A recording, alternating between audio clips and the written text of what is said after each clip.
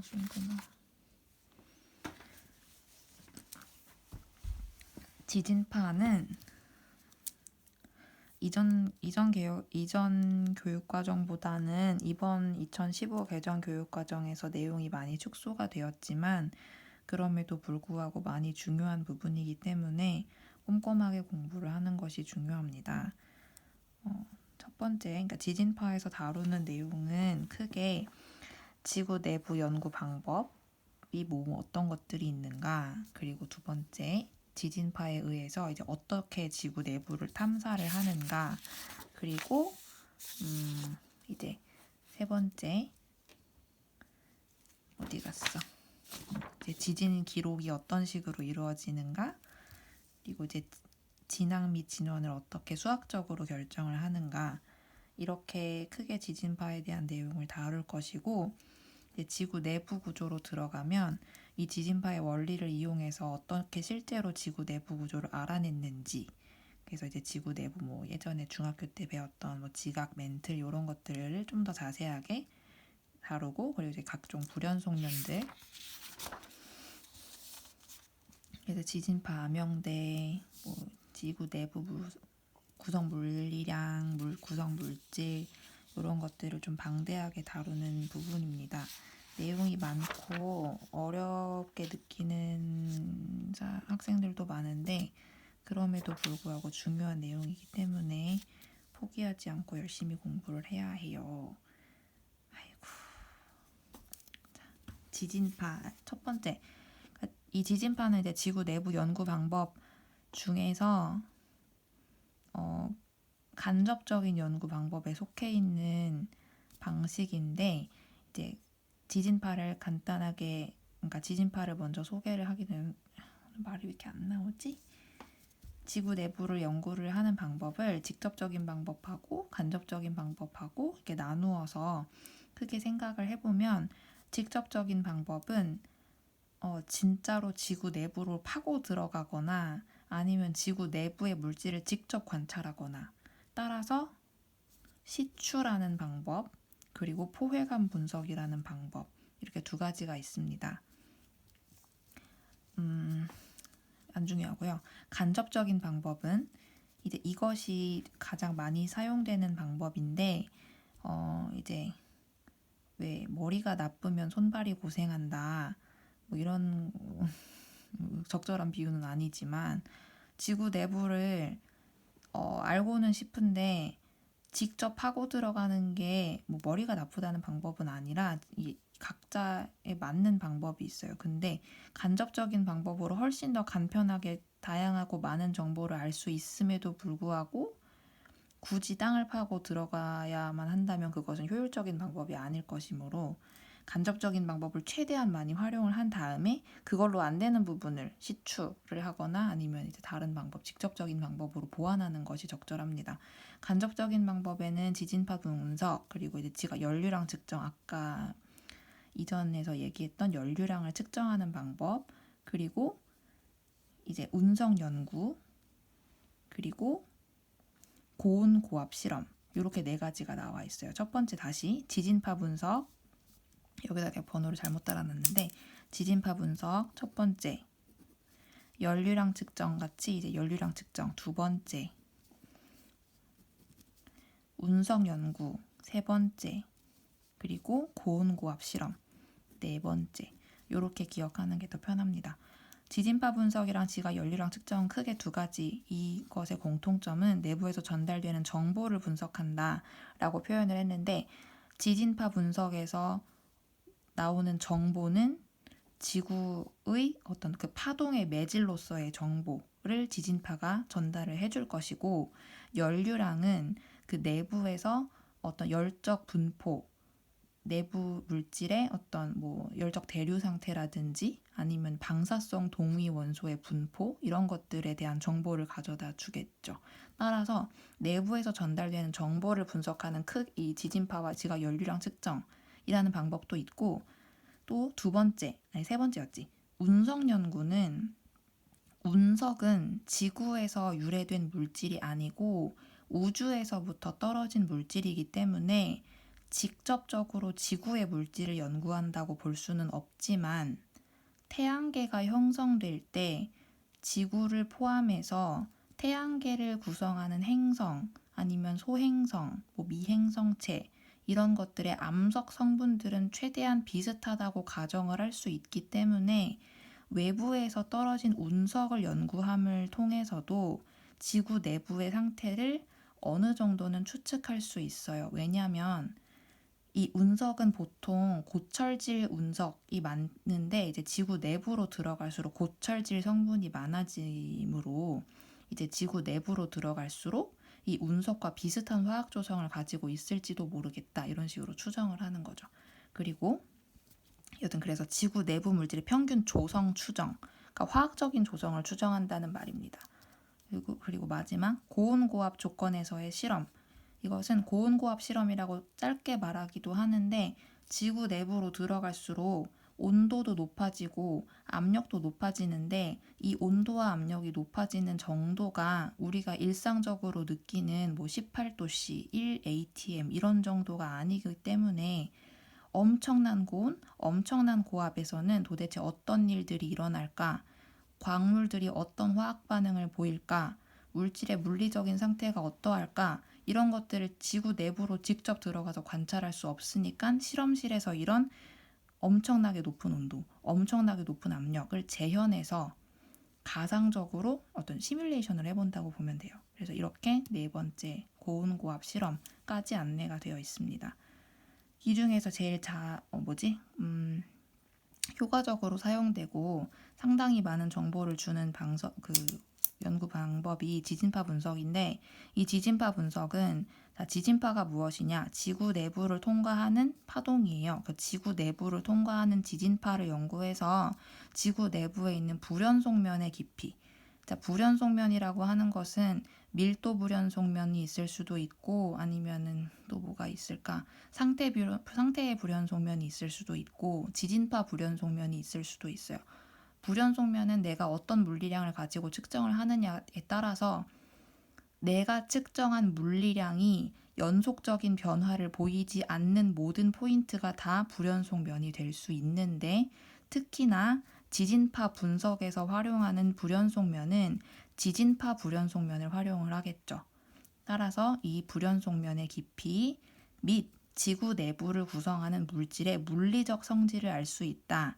물리적 성질이라고 하는 것은 고체냐, 액체냐, 기체냐 라는 것을 파악할 수 있는데 이것을 파악할 수 있는 이유는 우리가 활용하는 이 지진파가 고체만 통과하는 애가 있고 고체, 액체, 기체를 다 통과할 수 있는 애가 있고 이런 지진파의 특성에 따라서 물질의 물리적 성질까지 추정할 수 있게 될 겁니다. 자, 지진파 분석이 일단 그렇게 나오고 지각 연류량을 측정하는 방법은 내부 물질의 열적 성질과 에너지원의 분포를 알 수 있다. 이것은 이제 그 앞장에서 여기 앞장에서 이제 지각 연류량 분포도가 나와 있는데 열적 분포를 알 수 있고 이렇게 연류량이 많이 높게 측정되는 곳은 왜 그런가? 멘틀 대류가 활발한가 봐. 이런 식으로 내부 물질의 열적 성질, 에너지원 분포 이런 것들을 파악할 수 있는 방법입니다. 종합하면 지진파 분석 등에서 얻어진 물리적 정보와 운석 연구 등을 통해 추정한 지구 내부 물질의 평균 조성, 이거 화학적인 특성을 말하는 거겠죠. 물리적 정보, 화학적 정보, 고온 고압 조건에서의 실험 및 이론적 연구 등을 종합해서 지구 내부 물질의 분포를 파악을 합니다. 자, 그래서 본격적으로 지진파에 의한 지구 내부를 탐사를 하는 방법은 일단 지진파의 정의부터 하는데요. 암석에 힘이 가해져서 탄성 한계를 넘으면, 탄성 한계라고 하는 것은 물질이 이제 힘을 받으면 원래 힘을 받으면 물체의 운동 상태가 변하거나 모양이 변해요. 근데 힘을 받았을 때 암석의 모양이 변할 때 찌그러지다가 더 이상 견딜 수 없는 한계가 되었을 때 그때를 탄성 한계라고 하는데 이 탄성 한계를 넘으면 암석이 급격한 변형을 일으키면서 깨지는데 이때 암석에 응축된 에너지가 파동의 형태로 팔방으로 전달되는 현상을 지진이라고 하고 이때 전달되는 파동을 지진파라고 합니다. 지진파는 다양한 형태로 사방팔방 퍼져나갈 거예요. 한편 지진이 발생한 위치를 진원이라고 하며 진원의 연직 방향이라고 하는 것은 중력의 반대 방향, 연직 방향에 위치한 지표상의 지점을 진앙이라고 합니다. 따라서 진원이 에너지가 발생한 지점이고 이 에너지는 파동의 형태로 동심원을 그리면서 퍼져나갈 것이므로 여기서 가장 단거리에 위치한 지표상의 지점이 진앙이 되겠죠. 원의 반지름에 해당하는 것. 지진파의 성질은 성질이 다른 매질의 경계면에서 반사 또는 굴절하며 이거는 지진파만의 성질이 아니라 그냥 파동의 성질이에요. 따라서 지진파는 파동이라는 뜻이죠. 성질이 다른 매질의 경계면에선 모든 파동은 반사 또는 굴절을 합니다. 지진파도 마찬가지고 그리고 같은 종류의 지진파라도 매질의 밀도와 상태에 따라서 속도가 달라진다. 이것도 그냥 파동의 성질이에요. 같은 지진파, 그러니까 같은 파동인데도 매질이 달라지면 속도가 달라집니다. 이건 물리에서 배우는 내용인데 따라서 지진파는 일반적인 파동이 가지는 성질을 그대로 가진다고 생각을 하면 되고요. 이 지진파가 성질이 다른 매질의 경계면에서 반사 또는 굴절한다는 것은 우리가 알고 싶은 것은 지진파를 분석해서 우리가 지구 내부를 알고 싶은 거지 지진파 자체의 특성은 썩 중요한 게 아니야. 따라서 이 지진파가 통과해 오는 매질이 어떤 곳이냐, 이 매질을 통과하면 지진파의 속도가 빨라지냐 느려지냐, 아니면은 이 두 다른 서로 다른 매질이 만났을 때 얘가 어느 쪽으로 파동이 굴절을 하느냐, 이런 것들을 통해서 우리는 이 두 매질의 특성을 알고 싶은 게 최종적인 목적이에요. 왜냐하면 이 매질이 바로 지구 내부 암석이니까. 자, 지진파는 크게 두 종류로 나눈다면 P파와 S파는 지구 내부를 실제로 통과해 오기 때문에 실체파라고 하고 표면파는 그냥 표면에서 표면에서 전달되는 표면파예요. 그러니까 다시 말해서 지구 내부를 직접 통과해서 오는 게 아니고 표면으로만 따라서 전달되는 게 표면파고 실제로 중요한 것은 실체파입니다. 왜냐하면 지구 내부를 직접 통과해서 오기 때문에 매질을 직접 통과해서 오기 때문에 내부의 매질에 대한 정보를 가장 알차게 가지고 있는 것이 이 실체파의 특성이고 개중에 P파는 프라이머리 먼저 도착하고 S파는 세컨더리 두 번째로 도착한다고 해서 S파, P파 이렇게 이름을 붙였고요. 속도는 얘가 더 빠르고 얘가 좀 더 느린데 얘가 제일 느려요. 그리고 이제 이건 옛날에 너무 중학교 때 다 배운 거야. P파는 매질의 진동 방향과 파의 진행 방향이 나란한 종파, 그리고 S파는 매질의 진동 방향과 파의 진행 방향이 수직인 횡파. 뭐 종파의 예시는 다른 것 음파 이런 게 있었고 횡파의 예시로는 뭐 수면파 이런 것들을 중학교 때 배웠어요. 잘 생각해 보면 우린 모두 배웠어. 자, 지진파의 전파는 이 그림을 참고하면 되고 지각에서의 속도는 한 5에서 8km/s 단위가 중요해요. 1초에 1km, 그러니까 1초에 몇 킬로 가는가? 똑딱하면 5km, 똑딱하면 8km 이런 식으로 빠르게 진행하는 것이 P파. S파는 1초에 한 3에서 4km를 진행을 하는데 같은 종류의 지진파라도 매질의 밀도와 상태에 따라서 속도가 달라지기 때문에 이런 범위가 나타나는 겁니다. 똑같은 P파라도 더 단단한 암석을 지날 때는 8km 또는 9km/s까지 찍는 경우도 있고 이제 그러니까 암석 밀도가 낮은 암석이라든가 아니면 뭐 아직 속성 작용이 제대로 진행되지 않은 퇴적층이라든가 이런 데를 지날 때는 속도가 느려져요. 자, 이게 이거는 중요하다기보다는 너무 기본적으로 알고 가야 하는 사실인데 통과하는 매질의 상태가 고체, 액체, 기체를 모두 통과하는 건 P파, 그리고 고체만 통과하는 것은 S파입니다. 지구 내부의 연구 방법 중 시추와 포회감 연구 또는 포회감 분석은 지구 내부의 시료를 직접 채취해서 연구하는 방법입니다. 시료라는 말은 샘플이라는 뜻이에요. 지구 내부 연구 방법 중 지진파 분석을 통해서 지구 내부 불연속면의 깊이를 알 수 있죠. 왜냐하면 지구 불연속면에서는 매질이 그러니까 불연속적인 특성을 가져서 굴절 및 반사가 일어날 거기 때문에 이 지진파의 그 어떤 그래프를 그려보다 보면 얘가 어디서 굴절했는지 어디서 반사했는지 이런 것들을 수학적으로 파악할 수 있어요. 세 번째, 지진이 발생한 위치를 진원이라고 하고 이로부터 연직 방향에 위치한 지표상의 지점을 진앙이라고 합니다. 자, P파는 종파, 매질의 진동 방향과 파의 진행 방향이 나란하고 S파는 횡파로 매질의 진동 방향과 파의 진행 방향이 수직하다. S파는 고체만 통과할 수 있다. 자, 지진파는 기록이 될 때 관성의 원리를 활용해서 지진계를 설치를 하는데 P파가 제일 빠르니까 P파가 제일 먼저 도착을 해요. 아무것도 없다가 P파가 먼저 도착을 하는데 P파는 에너지량이 그렇게 크지 않기 때문에 진동이 적다가 S파가 도착을 하면 P파보다 더 많은 양의 에너지를 받기 때문에 진폭이 더 커지고 표면파가 도착하게 되면 더 땅이 많이 흔들려서 더 큰 폭의 기록이 남게 됩니다.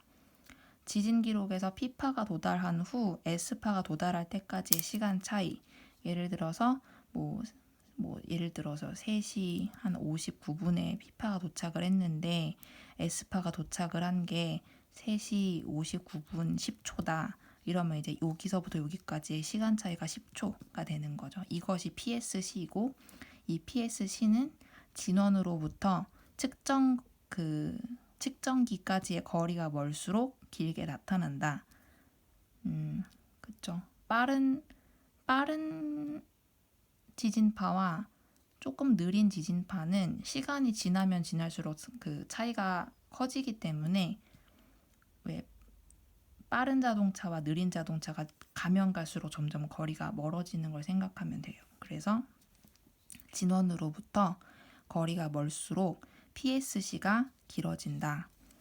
이거는 여기를 보면 진원과 진앙까지의 거리를 측정을 할 때 진원까지의 거리를 측정을 하는 것은 이제 거리는 속력 곱하기 시간이라는 이 기본적인 식을 가지고 측정을 해서 식을 정리하면 이렇게 나오는데 시간 관계상 여기선 굳이 설명하지 않고 주시곡선은 달릴 주 그리고 시간할 때 시자예요. 지진파가 진앙으로부터 이만큼의 거리를 가는 동안 이제 도착 시간이 언제였는가. 보통 일반적으로 물리학이나 딴 데서 보는 그래프는 시간축이 X축이고 거리축이 Y축으로 나타나는 경우가 많은데 지구과학에서 보는 그래프는 이것들이 이제 거꾸로 된 경우를 더 많이 보게 될 거예요. 진앙으로부터의 거리는 2,000km, 6,000km 이런 것들, 그러니까 2,000km부터 그러니까 진앙이 어딘가에 있고 2,000km 떨어진 지점 어딘가에 설치한 지진계가 이런 기록을 했다는 거.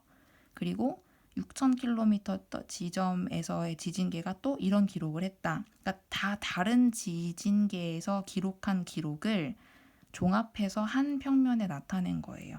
진앙까지의 거리를 측정을 했는데 진원에서 2,000km 떨어진 곳에서는 P파는 이렇게 S파는 이렇게 도착을 했는데 처음에 P파가 도착을 한 거 5초가 안 돼서야. 근데 S파는 한 7초쯤에 도착을 했어. 여기서 한 2초 정도 차이가 나는 것 같고 또 진원으로부터 한 6,000km 떨어진 곳에서는 이 지진계에서는 P파가 도착을 했는데 한 7초쯤 넘어서 도착을 했어요. 근데 또 S파가 또 도착을 했는데 S파는 한 17초쯤 도착을 한 것 같아. 그러면 한 9에서 10초 정도의 차이가 나죠. 따라서 요 사이 요 부분 간격, 요 차이, 요것들이 다 PSC입니다. 그리고 추가적으로 P파가 도착을 했다, S파가 도착을 했다 이렇게 볼 때 P파는 거리 분의 시간, 요게 지금 요 그래프의 기울기니까 거리 분의 시간 값이 점점 더 완만해지고 있어요. 거리 분의 시간 값이 감소되고 있어. 이 말은 자, 거리 분의 시간이라고 하는 것은 속력의 역수지. 따라서 속력의 역수가 점점 감소한다고 하는 것은 점차 속력이 빨라지고 있다는 뜻이 돼요. 이유는 나중에 설명하도록 하겠습니다. S파도 마찬가지예요. 진원에서부터 거리가 멀어질수록 속력이 점차 빨라져요. 지진 그 주시곡선의 기울기가 점차 완만해지고 있다. 이걸 통해서 이것까지 추론이 가능합니다. 자, 진앙 및 진원의 위치 결정은 수학적인 원리인데 여기서는 패스하도록 하고 그냥 수학이에요. 해보면 돼. 지진파 중 가장 먼저 도착하는 것은 P파이고 지진 기록에서 P파가 도착한 후 S파가 도달할 때까지의 시간 차이를 PSC라고 합니다. 진원으로부터의 거리가 멀수록 PSC는 커지죠. 이것까지 하고선 끝내야겠다. 이거를. 진앙 및 진원의 결정. 여기서 이제 진앙은 그러니까 여기서 지진이 어딘가에서 발생을 했는데 어디에서 발생한지는 모르겠어. 근데 진원의 관측소가 A, B, C 위치에 있대요. 여기도 있고 여기도 있고 여기도 있어. 여기서 이 지진계가 설치된 세 지역에서 지진파 기록을 신호를 받았는데 이 신호들은 각자 다른 시각에 도착을 했을 거지만 동일한 지역에서 출발을 했을 거야. 근데 여기서 그러니까 어디서 출발을 했든지 간에 서로 다른 거리를 달려서 도착을 했겠지만 지진파의 속력은 동일해요. 따라서 동일한 속력으로 얘네들이 전달이 되었을 때 각자 지진계에 도착한 시간들이 있을 것이고 자 여기서 ABC 지진소 그러니까 이 ABC 관측소에서 진원거리 RA, RB, RC를 반지름으로 하는 원을 그렸을 때 각 원들의 교점을 연결하면 세 개의 현이 교차하는 하나의 점 O가 나오는데 이곳이 진앙이다. 이것은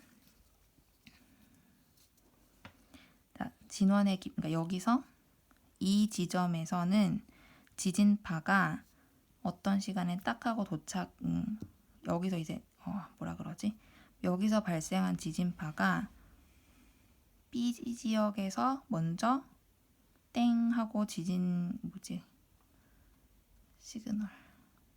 신호가 도착을 하고 그 다음에 또 이제 A에서 띵 하고 도착을 하고 C하고 띵 하고 도착을 했을 때 이 지진파가 달려온 거리는 여기가 짧고 여기가 그 다음 여기가 제일 먼 지역. 그러니까 원을 그린다면 가장 작은 원, 중간 원, 제일 큰 원.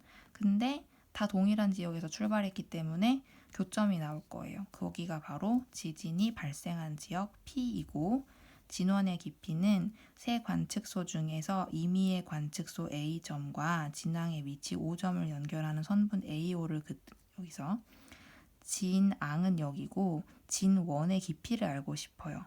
근데 진앙에서 이제 여기 관측소 A까지 이 두 점을 연결하는 선분 AO를 그으면 5점에서 선분 AO에 직교하는 현 PP를 그어. 그러면은 여기서 이 현 PP의 절반인 선분 OP 그지? 여기서 OP 또는 OP 다시 이거는 원의 반지름이니까 여기까지도 동일한 길이죠. 따라서 진원의 깊이를 여기까지 결정을 할 수가 있어요. 왜냐하면 여기서 이렇게 그러니까 크게 동심원을 그렸을 때 이렇게 진앙이 여기 있으면 이 큰 구를 이렇게 자른 거고 이 구의 단면은 또 다른 정원을 만들어낼 거니까 여기서 여기까지, 여기서 여기까지, 여기서 여기까지는 같을 수밖에 없지. 따라서 진원의 깊이를 이렇게 결정을 할 수가 있습니다. 아이 피곤하다. 띵.